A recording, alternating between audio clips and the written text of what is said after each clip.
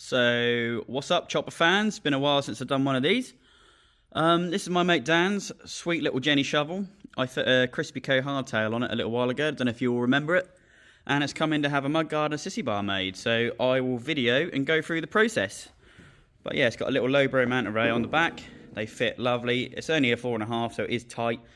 We'll be lifting this off the mudguard, well, off the tyre a little bit to give it some clearance. And then making some mudguard mounts. It's got some really nice little paint job on here. Springers, proper cool little bike. It's also the one I repaired the engine casing on. So here's my sissy bar jig. I've already made a start. I should have videoed it earlier.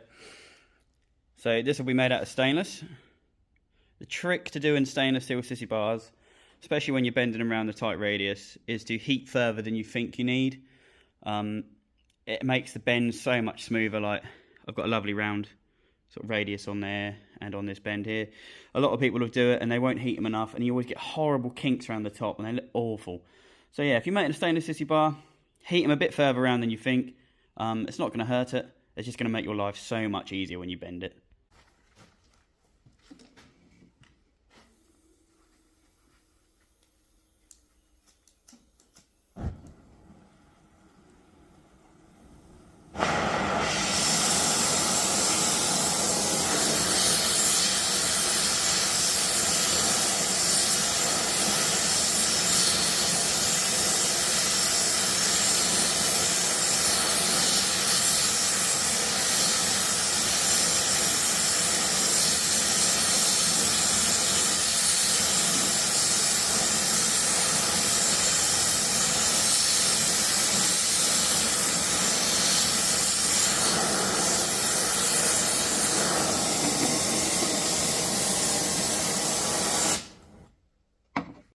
So the other trick when heating these up is I like to hold pressure on the bar and heat it up, heat it up, heat it up until it starts to move freely, then stop.